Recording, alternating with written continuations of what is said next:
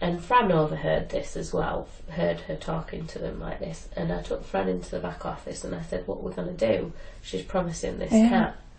I said, we're going to have to speak to Rachel or something. So Fran was like, okay, she said, I'll try and get hold of Rachel. So at that point it was like break time or something, I can't quite remember anyway. The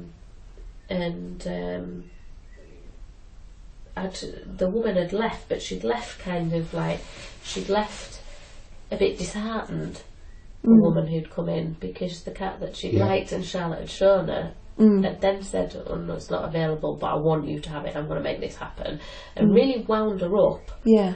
To Did the point. anybody else speak to her before she left? The other woman? Yeah, me. Okay. It was me that had said, you know, I'll look into things and, you know, get back to you. I said, I'll be in touch with you, I'll ring you. And softened it because it seemed very, very kind of firm, and, you know, she was like putting her job on the line and everything. It was so over the top, it was unbelievable. And I could see that this woman was very kind of wound up with it. Not in a bad way, but in a kind of upset, like, this is the cat that she says that is best for me. Yeah. I want this cat, but then she said she can't, and then all these loops to go through to get this cat. Why does it have to be that complicated? So she was very confused, and it was Charlotte was making out that we were making out that she wasn't suitable for this cat.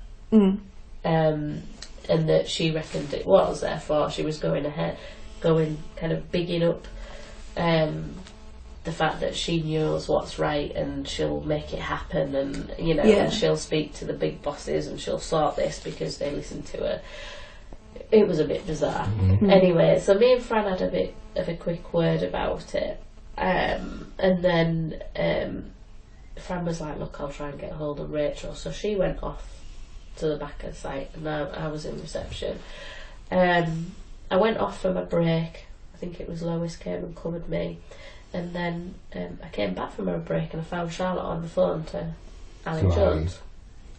I was like, what's she doing? She's rung Ali. Obviously that's an emergency kind of situation that they would do that. And I was like, maybe Fran has spoken to Rachel. So I was like, oh, Fran, come down here. So she got off the phone to Ali, and then she went somewhere, and I was speaking to Fran in the office. I said, what's going on? I said, is Rach saying that we can do this or we can't, or what's going on? Fran was like, I don't know. I said, she's been speaking to Ali, so we need to know what's going on. Is Ali going to have a word with us? What's the thing? And Charlotte, out of nowhere, just came flying in, and she was like, I heard you fucking talking about me behind my back. In reception, anyone could have walked in at that point. I don't think there was any customers in there, but she was straight in our faces going, you two are fucking talking about me behind my back. I can hear you. And like that, and I was like, whoa. It was just you and Fran. Yeah. And Fran obviously just was like that, straight up. And then I was like intimidated, but then I thought, hang on a minute, this isn't fair, we have to discuss this, you know, with duty managers. So I went back into the room where she then retaliated back to, and I said, look, me and Fran have to discuss what's going on. You're keeping us out of the loop. If you're not communicating with us, we need to communicate with each other. And she was just like, don't talk about me behind my back, and left. And that was it. So we still didn't know what was going on. So you didn't know the conversation with Ali Jones at all, because she wouldn't tell you? Okay. No. She completely blanked us out of it. So I said I felt that it was unease. The team felt horrible because they'd had this all gone on. Charlotte had made it pretty obvious to the rest of the team that we were doing wrong and Rachel was wrong in what she was doing, so she divided the team quite a lot.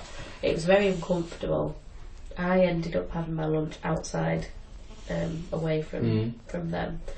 I don't know what Fran did. Fran's a little bit more hardy than I am, really. She tends to be able to put things aside a bit better than I can. And I sent a message to Rachel. I finally got through to Rachel. I sent a message saying, look, I need you to ring me.